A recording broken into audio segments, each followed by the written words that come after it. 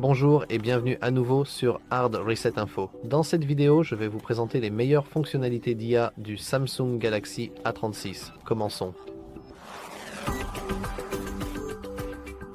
La toute première et probablement la plus basique de toutes, c'est tout simplement Google Lens.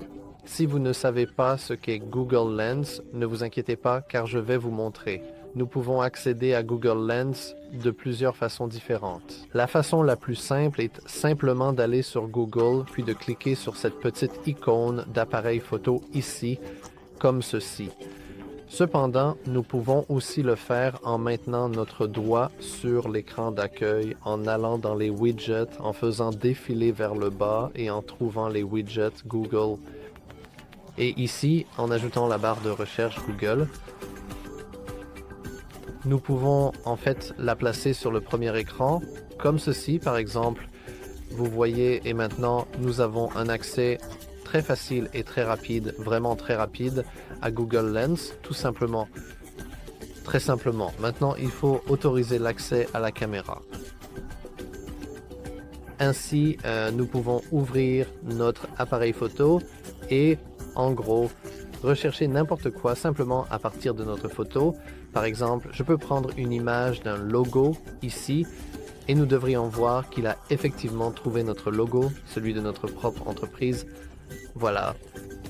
C'est la même chose avec cette petite plante, par exemple. Je peux la prendre en photo et nous avons de jolies plantes qui s'affichent.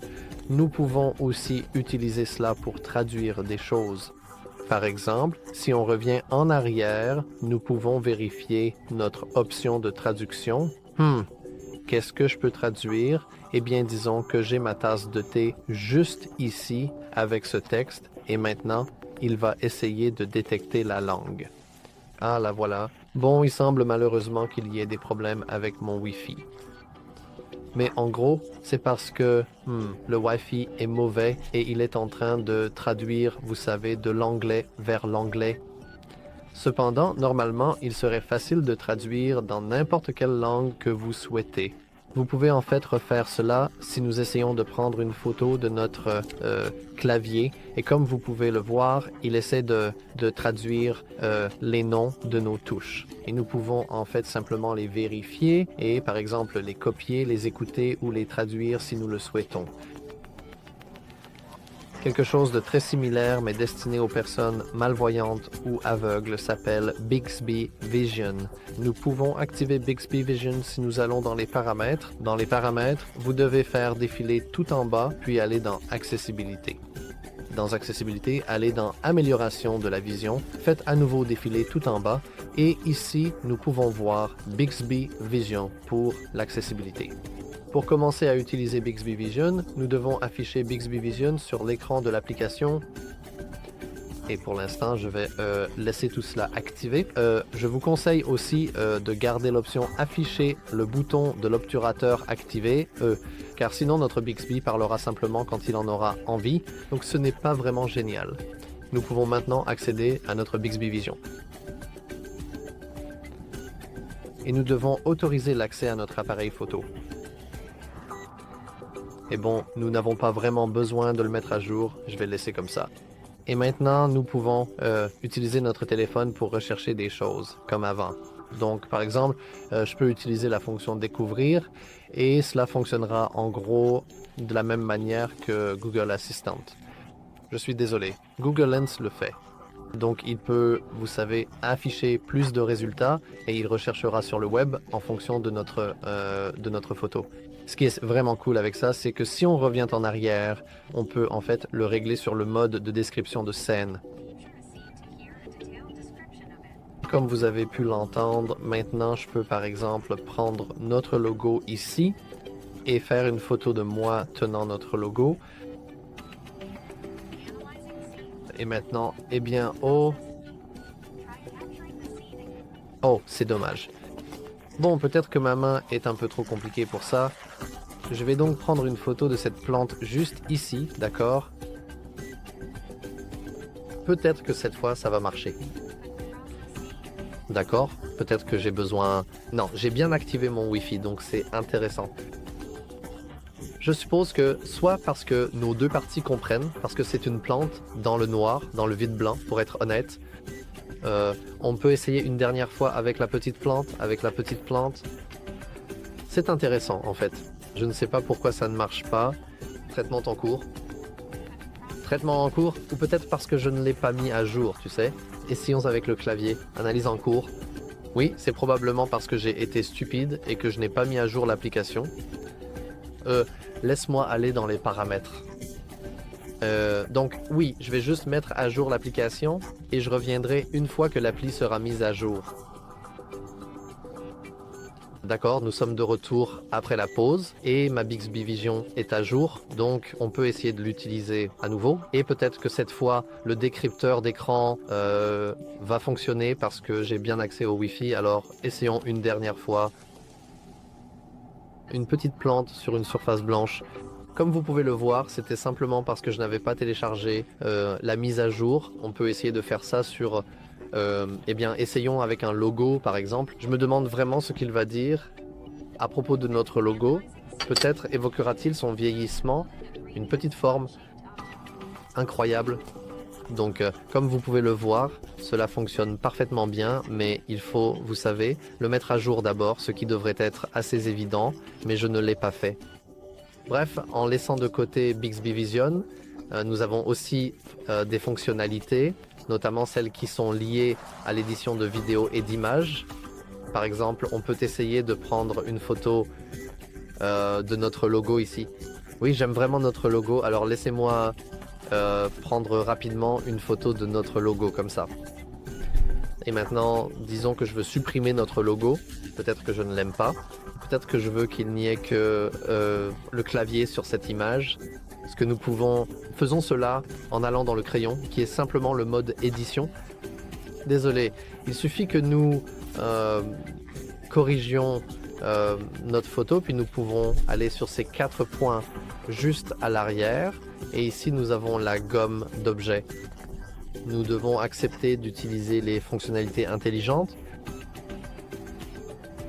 Et maintenant, nous pouvons effacer tout ce que nous voulons du sujet. Gardez à l'esprit que cette fonctionnalité est loin d'être parfaite et qu'il faudra un certain temps pour, vous savez, la perfectionner. Mais en gros, il suffit de le dessiner, tracer un lasso comme ça. Ça devrait détecter automatiquement notre forme et il suffit d'appuyer sur effacer, puis notre forme devrait avoir disparu. Cependant, parfois les ombres sont... Oui, donc parfois les ombres restent présentes. Donc pour vous, comme vous pouvez le voir, ce n'est pas parfait. On peut essayer de supprimer l'ombre.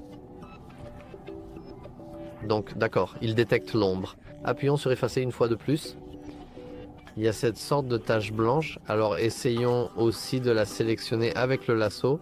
Appuyons sur effacer une dernière fois. D'accord, ça commence à bien rendre. Essayons cette tache sombre. Il n'a pas détecté la tache sombre, donc... Ah si, il l'a détecté. Appuyons sur effacer une dernière fois. Et comme vous pouvez le voir, l'image a un peu perdu sa netteté, donc je vous conseillerais d'appuyer sur terminer et d'aller à la copie de sauvegarde pour qu'on puisse, vous savez, en fait, comparer les deux. Et revenons à l'édition, je ne sais pas pourquoi ça... Qu'est-ce qui s'est passé? Je ne suis pas sûr de ce qui s'est passé, mais on a été éjecté des images. C'est intéressant.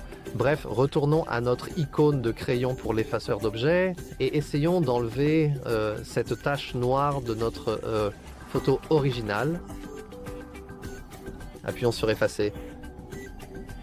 Oui, comme vous pouvez le voir, l'IA n'arrive pas vraiment à effacer ça, mais elle s'en est plutôt bien sortie, je dirais. Appuyons sur enregistrer. Oh. Et comparons les deux.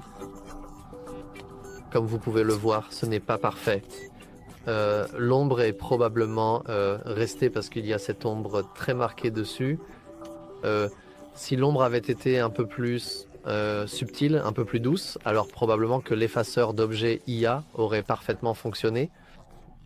Et pour finir, je veux vous montrer une fonctionnalité très cool qui est liée au défilement sur le web.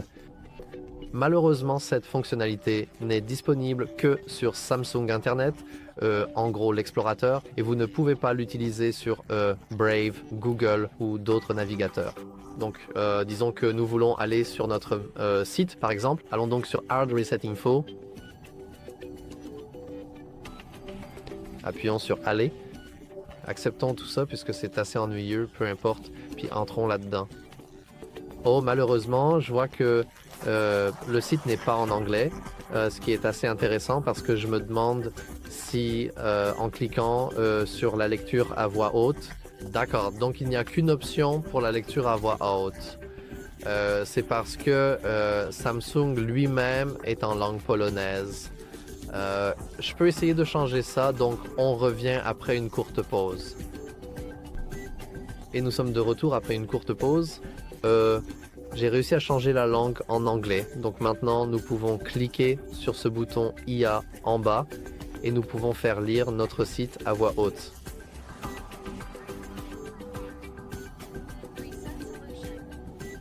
Et comme vous pouvez le voir, il va tout simplement lire l'ensemble du site pour nous. Ce n'est pas non plus parfait, mais cela devrait être compatible avec tous les sites web que vous pouvez ouvrir sur Samsung Explorer. Et voilà, je pense que c'est tout pour les fonctionnalités d'IA que je considère comme les meilleures sur le Samsung Galaxy A36. Si vous avez apprécié cette vidéo, n'oubliez pas de liker et de vous abonner. Et si vous connaissez d'autres fonctionnalités d'IA sympas, partagez-les dans les commentaires. Bref, c'est tout pour moi. N'oubliez pas de liker et de vous abonner. Merci d'avoir regardé.